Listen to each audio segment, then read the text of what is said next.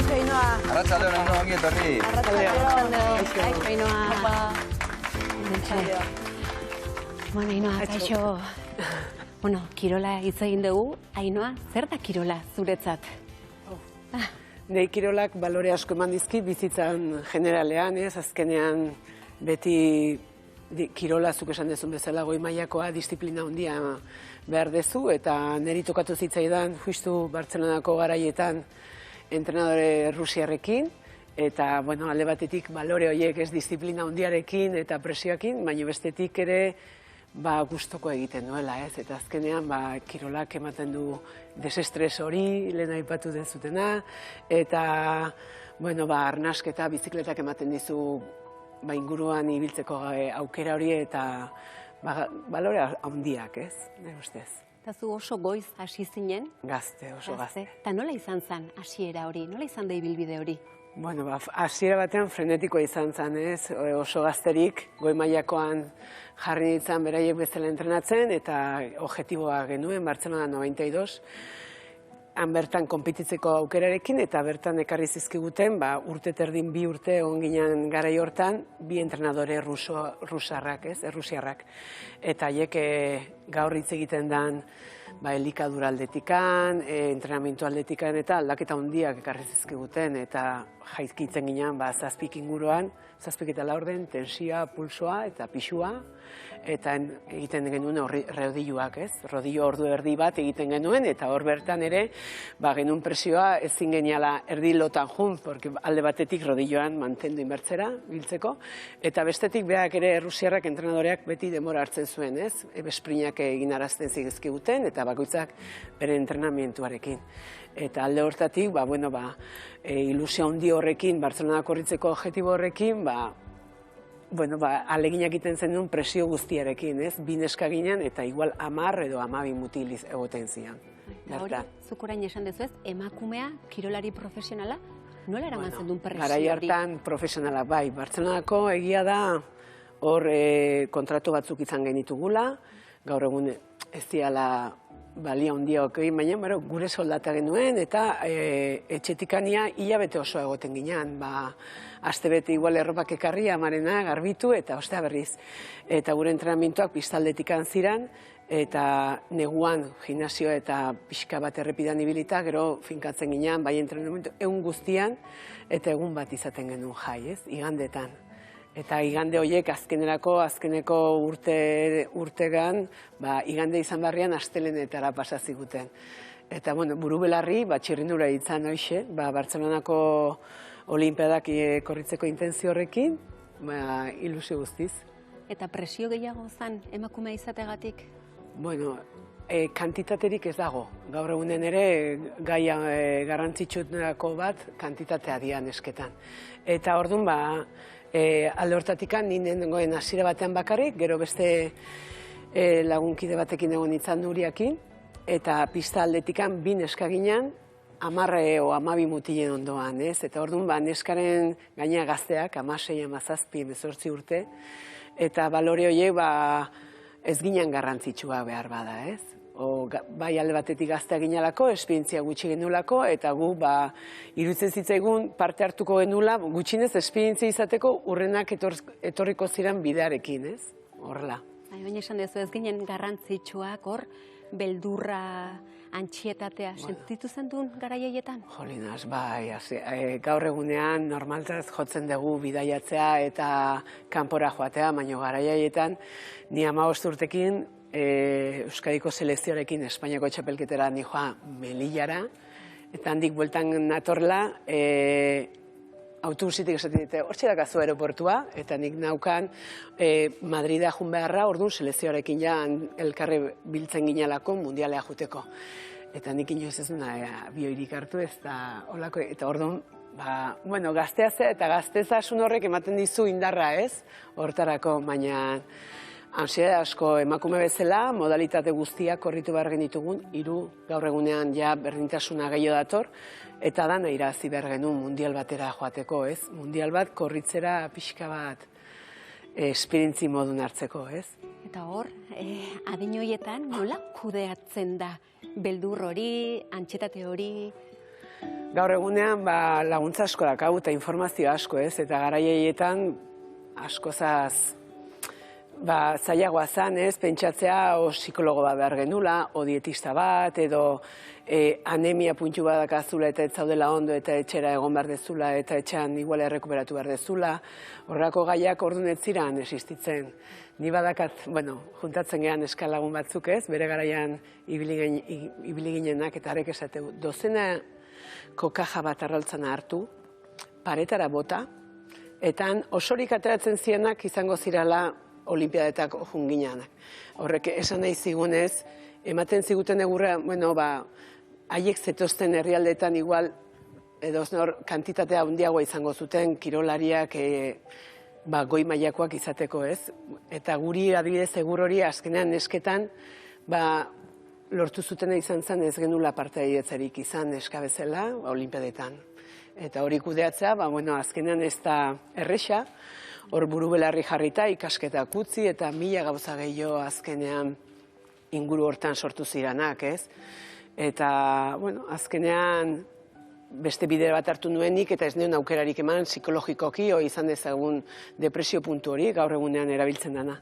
Baina, gaur nik uste eskertu behar dela dagoen laguntza guzti hori, ez? Bai, orain egin ze igual kostientego heldutan, momentu hortan bizitzen duen presio guzti hori zenbatean zan? Dudari gabe, umea zea, azkenean adinak ere asko laguntzen du kiloietan, buru belarri edo zer gauzetako baliente izateko eta egiteko, ez? Gaur bestera batea pentsatzen dugu, ikusi ere bai, eta uste gaia guztiak ere aztertuagoa daudela, ez? Eta egia da, hala eta guztiz beharrezkoa diala laguntzak inguruneko gaur egunean gai guztiak, ez? Bai, elikadura aldetikan, psikologia aldetikan, entrenamentu aldetikan. Gai asko daude, informazio asko dago, baina oraindik ere hitz egiteko behar handia. Eta hor, zuri zerk lagundu zizun arrautz puskatu hauetako batez izateko? Ni azkenean puskatutakoa izan nintzen. Puskatutakoa izan zen. Bai, zeren nik adibidez, egiten genituen entrenamentu guztiekin, izugarrizko anemia jasan nuen, Eguberritan etxea etorri nintzen opor moduan, eta eskutiz batzez ja seleziotik kanpo utzi ninduten, ez? Baina, azkenean ez da erresa, ingurunekoak jarraitzeko intentzioekin, baina gaztetasun hortan maitemindu nintzen, nire senarra dana, eta azkenean nire energia guztiak bueltatu nituen familia batean, lan egitea, eta utzi nuen, baino guztiz, erabat guztiz txirrindularitza eta kirola, ez? Orain dela terdi 2 urte arte. Eta orduan zuk eskertuko zenduke momentu hortan gaur egun, ez? Gehiago ikusten da, kirol psikologoa. Momentu hortan zuk eskertuko zendun figura hori zure alboan egon izan balitz? Eta bizitu izan genitugun egoerak, ez? Nik uste egoera gogorrak izan zirala, adina ere oso gaztea ginean, eta edozein laguntza ondo etorriko zitzaigula kudeatzeko. Nik gu pistaldetik geunden, baina neskak karretera aldetik ere, dozen erdi bat ola ziren, eta egora latza bat jasan zuten. Beraien kide batek bere buruz beste egin zuen, ez? Eta izan zen gai bat hor geratu zana, etzala landu, etzala inoiz hitz egin, eta nik uste gaur egunean gauzoietan pausa handiagoak eman ditugula. Zuk orain, esan dezu ez, oain ja Gipuzkoako Txirrindulari Federakuntzan egiten dezulan, zuk ez zendun jaso laguntza psikologiko hori, baina zuk orain bazabiltza hori eman nahian gaur egungo gazte kirolariei, ez? Nire lana da pixka bat emakumeentzako karrerak sortu, egitarauak lagundu ez, partaidetza hortan, neskak gero eta gehiago errepidan ikusi daitezen, eta era berean, formakuntzan ere hobeto egon daitezen, eta federazio aldetikan lantzen hasi gera pixka bat, aurten urtean egin genuen Uxu Otxoa psikologarekin eta Gipuzkoan mailan dauden kadete eta juvenil guzti lehendabizi txarla bat, entrenamentuak, eta bukatu dugu urte bukaeran, iraila bukaeran, lan hori beraien artean hitz eginez, eta ze ikuspuntu dazkaten emakume bezala gaur profesionaltasunera iristeko aukera izateko, ez? Eta egia da, gai guzti horietan elikadurak ere lantzen dira, eta entrenamentuak, eta gaur egunean gero eta pertsonalki lan gehiago egiten da, ez? Ni neskaldetikan, gero beste arlo askotan, beste modalitate askotan ere lantzen da moduan, eta ustez, azkenean psikologia, elikadura, entrenamentuak, hitz egin behar dirala eta landu, ez? Eta orain hau zu lantzean, ez? Zuk ez zendun izan, zuk orain beste kirolari batzuei ematean zer sentitzen duzu horreinoa? Jolinas, gustagarria da, ez? Azkenean, zuk ez dezuna izan, baino dakazula aukera hori lantzea eta gaur egunean dauden arazoa gaina gazteak, ez? Hori gu baino informazio gehiago dutela eta baina ez dela nabarmentzen, era hontan lantzea beraiekin positiboa, ez? Ez dakit, pixka bat aukera eman gaztei informazioa eta hitz egiteko eta ez sartzeko kirola goi mailan eduki dizazken arazo horietatik ateratzeko aukera. Eta ontarako zure seme-alabak, zure irakasleak izan dira, Ainhoa? Bueno, zerbait psikologikoki eta hori beti izan dugu guraineko puntu hori ez, arraroa izan daitekela ez, baina nik uste gaur egunean eguneratuagoa dagoela eta beharra baldin badugu eskatzeko gai izan behar gehala ez. Eta hortxe nabil. Eta, orain pixka bat elkarrizketa hau bukatzeko, Ainhoa, zuri zer eman dizu kirolak? Hasieran esan dizuan bazela, balore asko bizitzan, ez, dakazu disiplina bat, jarraipen bat, azkenean, gaur egunean nia ja ama umeak eta zita eta danak, konturatzen zea, han ikasi nituen egiteko eran onere formatoak, ez, erabili ditu da bizitza guztian, lan egiteko, edukazioa osortzeko, emateko, ezagit pixka balore handiak, ez? Bai, presiotikan aratago gauza on asko gero zure bizitza eraikitzen lagundu. Bai, presioiek azkenean momentu finkoietan landu ezkero eta ikasi ezkero irtenbide baduela, ez, asko egiten du. Bueno, zuek? Ainhoa, zuk gaztetxoa izan zinen, eta gaur egun gaztetxoekin ari zara lanean, bereziki neskak errepidera ateratzeko lan horretan, ez da? Nola ikusten dituzu? Gaurko gazteak, gaurko neska gazteak?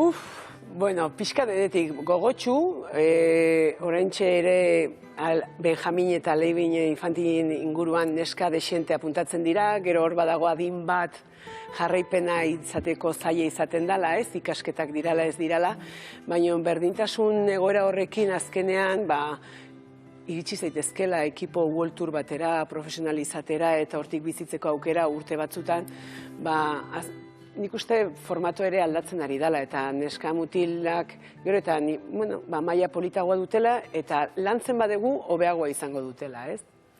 Eta Ainhoa, zuk gaur egun, esan duzu ez da, kirola nolabait errekuperatu duzula. Zertarako egiten duzu kirola gaur egun?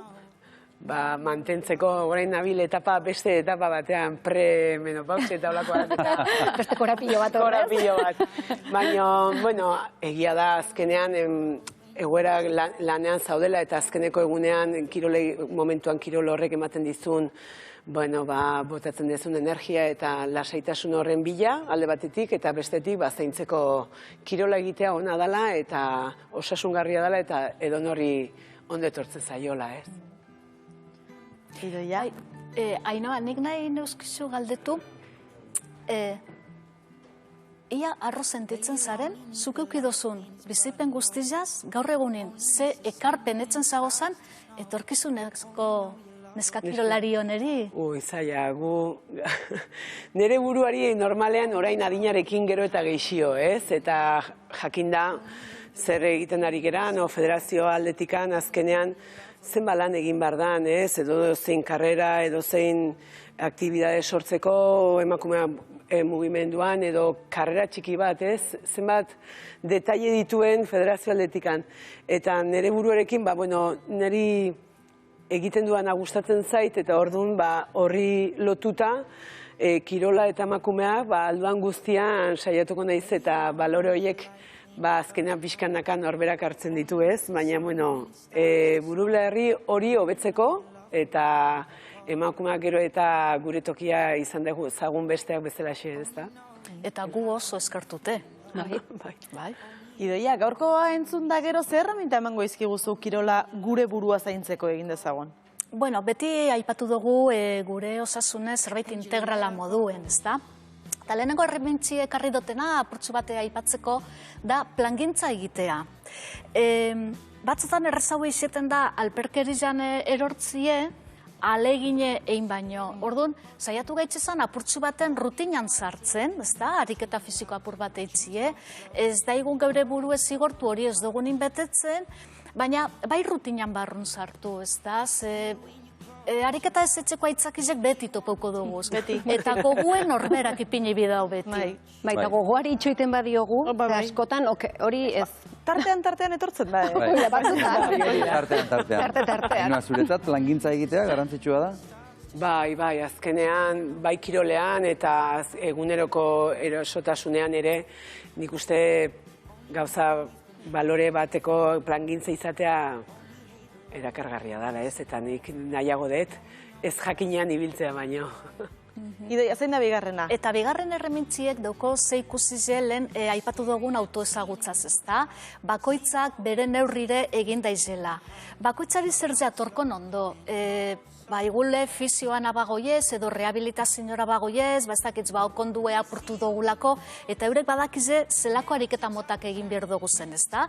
Bueno, orduan, egunerokotasunien disfruterako norbera ondo sentitzeko ariketa horrekin bebai, lehen maitan ekaipatu daben moduen, ezta? Batzutan igul meditazioi edo yoga ondo etorriko jat, eta igul beste batzutan igul boxeo etzi ez, ezta? Eta orduan, gure buru ezagutzie horrezagetzi da garrantzitsue. Eta neurri jaz kontuz, ez doguz geure marka pertsonalak hautzi behar, edo ez gara larregi obsesionatu behar, atzo 30 segundu gutxiago egin ebazan, bizar, ez dakizen bat gitxe, kontuz horrekin. Baina hori oso zaila da. Adibidez, asteburu honetan bertan behobian, zenbat pertsona hariko dira pentsatzen, ez? Zenbaki bat buruan, gehienak, ez da? Gaur, Wilkilok eta Strava, eta gero aplikazio gehiago daude, informazio gehiagoarekin, eta orduan kompetitibidadea handiagoa dago, eta hori gaizaia da, ez? Zeren egunerokoan egiten dezunean gimnasia eta zuk esaten dezun bezala egun batean izango dezu, korrika egiteko asuma dakat eta izardia ateratzeko puskatu nahi dut, eta beste batzutan, igual, pilates batekin eta hipopresibo batzekin nahikoa dezu, ez? Baina zaila da, bai. Hor garrantzitsua, askotan kirola egiten dugula kontrol gehiago egiteko, eta nun uzten dugu denbora guztian plazerra. Plazerra eta disfrutak izarte ontanik ez dakin nun soterratuta daukagun hemen, azpin sartuta, zegero gaude ere baita puntu batean, eh? Kalean askotan ikusten da jendea korrika edo kirol bat egiten ari dela, eta kanpotik begiratzen diozu, eta hori ez dijoa oso ondo. Gauza bada gizardia botatzea, ez? Baina batzuk... Oso larri, ez? Eta hirugarren erremintza bat ekarriot, ariketa fizikuk estresa baretzen dago. Bueno, badakigu ariketa fizikuek posaren hormonak izurtzen da bezala, endorfina, dopamina, serotonina, eta ordagoz batzuk.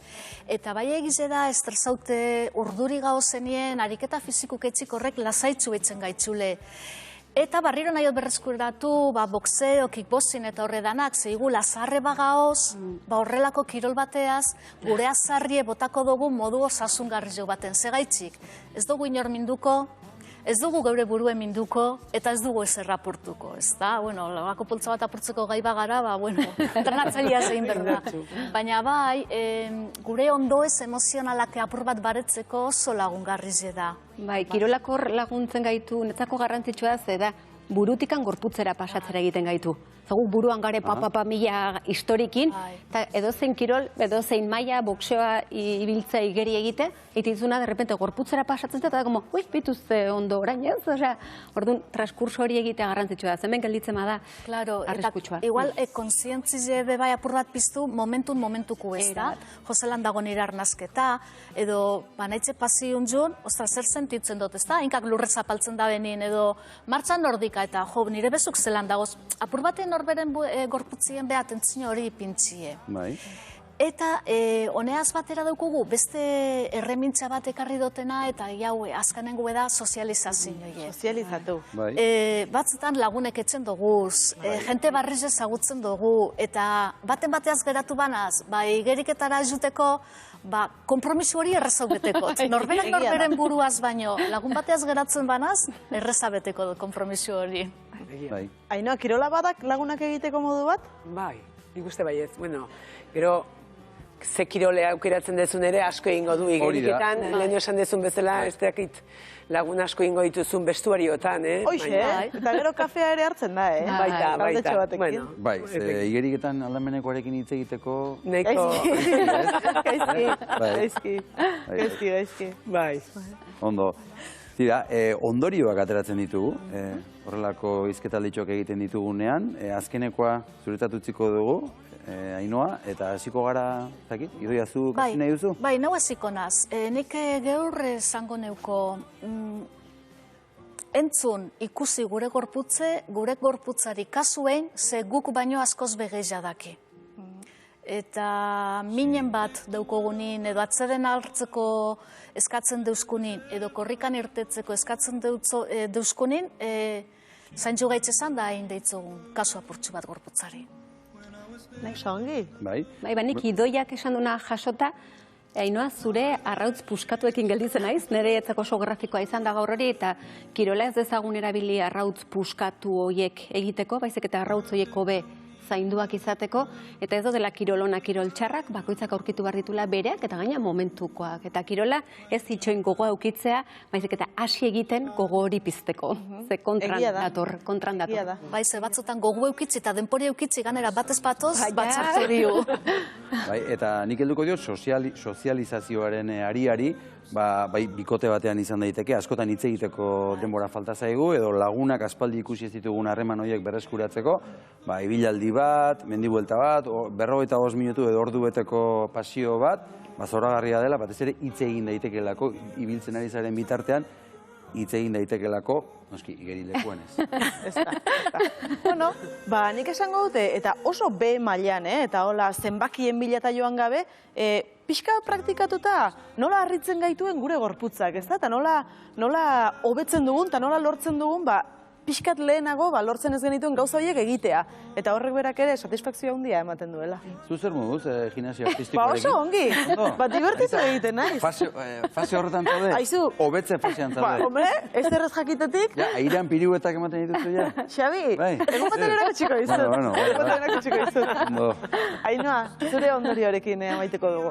Bueno, nik azkenean urte hauek aldaketa ikusita, oberontz ikusten duela eta aprobetxatu behar dira ditugun erraminta guztiak inguruan, ez? Gaur egunean hitz egiten deguna, ez dela iritsi behar puntu horietara, nik uste hor izan ginala investigazio puntu bat bezala, ez? Garaiaietan. Eta gaur egunean erraminta asko dazkatela gazteak, zuk esaten duzun bezala egin dezatela kirola, egin dezatela adin batzutan disfrutatzeko ez gaur egunean bizitzen ari geran bezala juveniletan eta ja maila altuenego kirolariekin, eta arnasketa hortan, hori hartu ditzagun, dazkagun inguruneko erreminta horiek, eta erabili ez, eta jarri eta entzun dezatela ikusi eta ikasi. Zoragarri, mila esker gaur ere denei hemen izateagatik, eta batez ere Ainoa Ostolaza zuri. Eskerrik asko bisitagatik eta zure esperientziak kontatzeagatik.